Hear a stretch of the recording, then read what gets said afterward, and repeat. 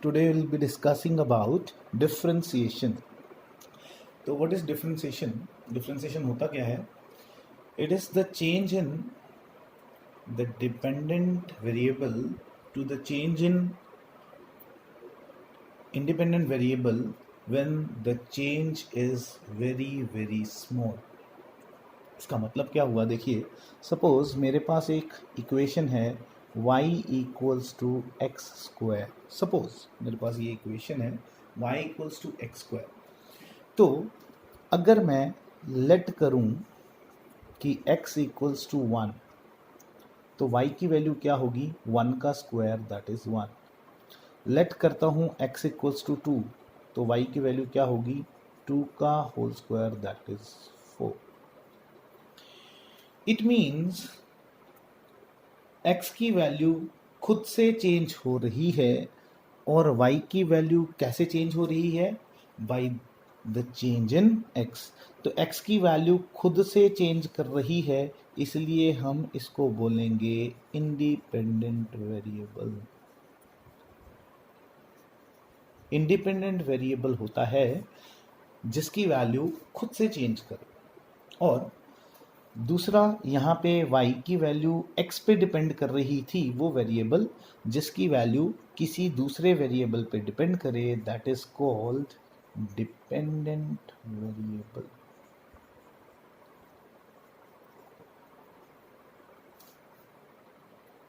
जैसे सपोज आपकी एग्जांपल के लिए हम आपकी पॉकेट मनी की बात करते हैं, तो बच्चों की पॉकेट मनी किस पे डिपेंड करती है? उनकी फादर की इनकम पे.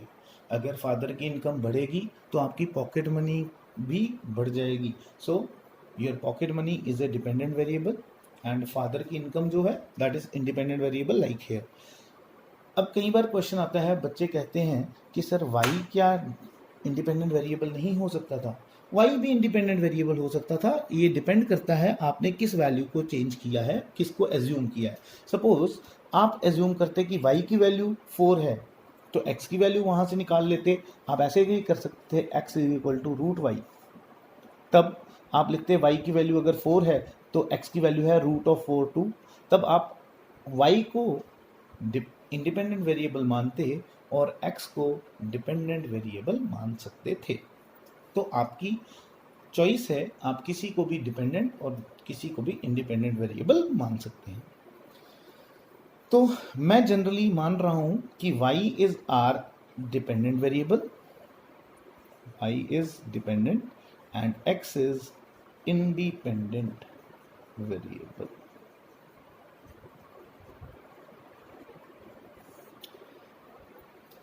सो यहां पे एक टर्म आती है, अगर मैं ऐसे लिखूं del y upon del x, अगर मैं ऐसे लिखता हूं तो ये del Y by del X का मतलब हुआ, इट इज डेल वाई का मतलब होता है, it is called change in Y. मतलब वाई की वैल्यू में जो भी चेंज होगा it is called del Y, जिसका मतलब होता है final value minus initial value. और डेल एक्स होगा, it is called change in X, इसका मतलब X final minus X initial. So याद रखिएगा, what is it? It is change in dependent variable to the change in independent variable. अभी फिलहाल हम इसको differentiation नहीं बोलेंगे, because differentiation क्या होता है?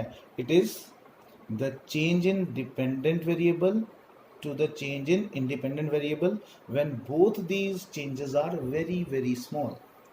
अब उसके लिए मैं क्या करूंगा? चेंज को स्मॉल चेंज बनाने के लिए, मान लीजिए मैं चाहता हूं y का चेंज भी स्मॉल हो, x का चेंज भी स्मॉल हो, तो मुझे दोनों का चेंज को स्मॉल करने की ज़रूरत नहीं है. अगर मैं ये लिखूं x में स्मॉल चेंज है तो y का चेंज भी स्मॉल होगा, क्योंकि y की वैल्यू किस पे डिपेंड कर रही है?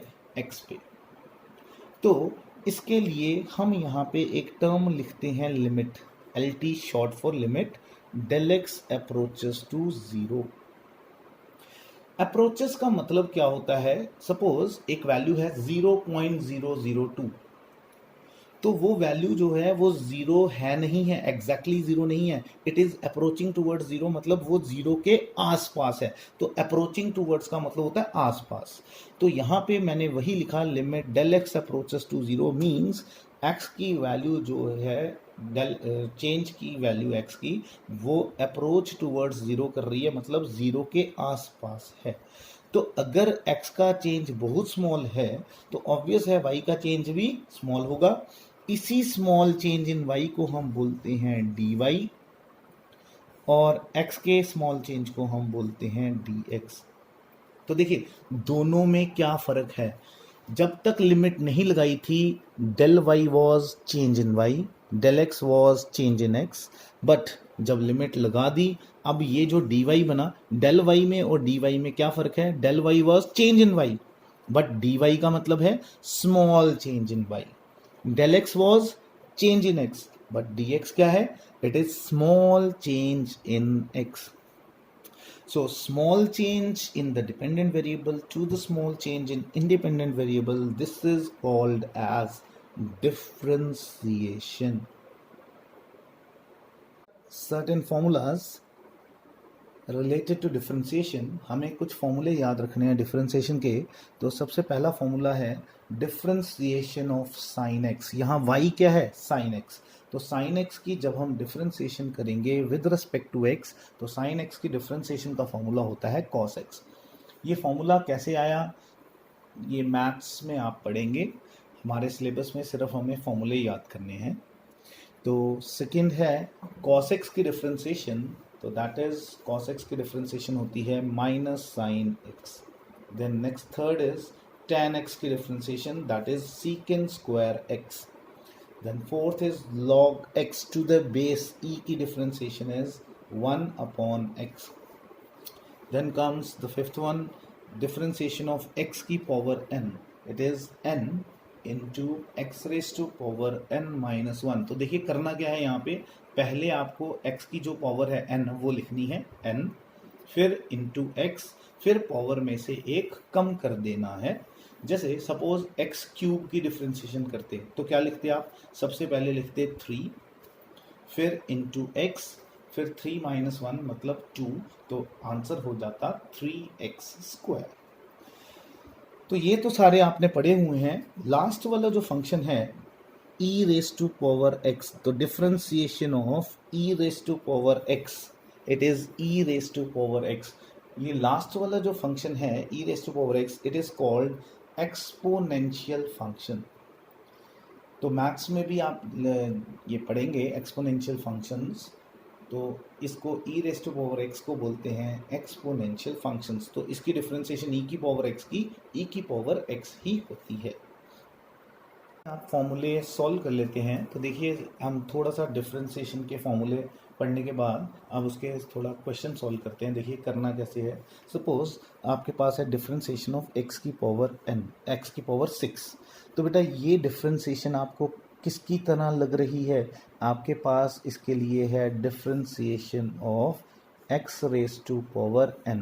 ऐसे ही था, क्या फॉर्मूला था उसका, n X raise to power n minus one. तो वहीं यहाँ पे देखिए क्या आएगा, इधर आएगा पहले 6 n की जगह इंटू एक्स की पावर 6 माइनस 1, तो ये बनेगा 6x raise to power 5। I hope clear हो गया होगा ये एक डिफरेंशिएशन का फॉर्मूला। अब सपोज आप डिफरेंशिएशन करना चाहते हो साइन 3x की। आपने साइन एक्स की डिफरेंशिएशन पढ़ी है। What is differentiation of sine X, what was differentiation of sine X, sine X की डिफरेंशिएशन थी कॉस एक्स। कॉस एक्स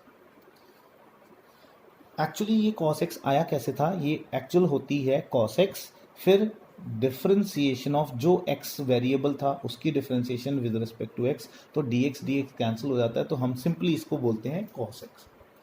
पर अब अगर साइन के साथ x की जगह कौन आ गया, 3x, तो अब देखिए हमारा फॉर्मूला क्या बनेगा, it will be sine x की डिफरेंशिएशन थी cos x, तो साइन 3x की क्या होगी, it will be cos 3x into d by D X of 3x, क्योंकि D by D X of X की जगह जो वेरिएबल है उसकी डिफ्रेंसिएशन करनी होती है। तो ये हमने किया D by D X of 3x। तो what it will be cos 3x into, यहाँ जो कांस्टेंट है वो डिफ्रेंसिएशन से बाहर आ जाएगा। क्यों आएगा? क्योंकि डिफ्रेंसिएशन का मतलब होता है चेंज, और कांस्टेंट कभी चेंज ही नहीं करता है। तो कांस्टेंट जब भी वेरिएबल के साथ होगा वो डिफ्रेंसिएशन से बाहर आ जाएगा। तो it will B 3 into D by D X of x. तो ये बन जाएगा, ये 3 जो है वो cos से मल्टीप्लाई हो रहा है, 3x से नहीं, तो ये बनेगा 3 cos 3x। ऐसे ही सपोज मैंने आपको बताया था डिफरेंशिएशन ऑफ cos x क्या था, minus sign x।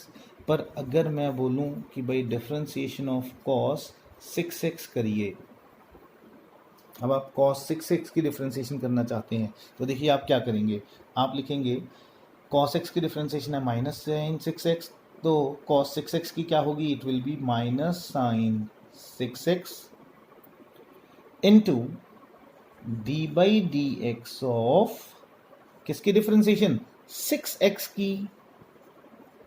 So it will be minus sine 6x into 6 variable है, कांस्टेंट के साथ है, तो ये कांस्टेंट बाहर आ जाएगा, D by D X of X, D X D X cancel, ये 6 जो है साइन से मल्टीप्लाई हो रहा है, तो ये बनेगा minus 6 sine 6x। I hope ये क्लियर होगा आपको। Just go through these videos, differentiation को अच्छी तरह अंडरस्टैंड करिएगा, फिर हम इसके आगे कंटिन्यू करेंगे। Okay, thank you.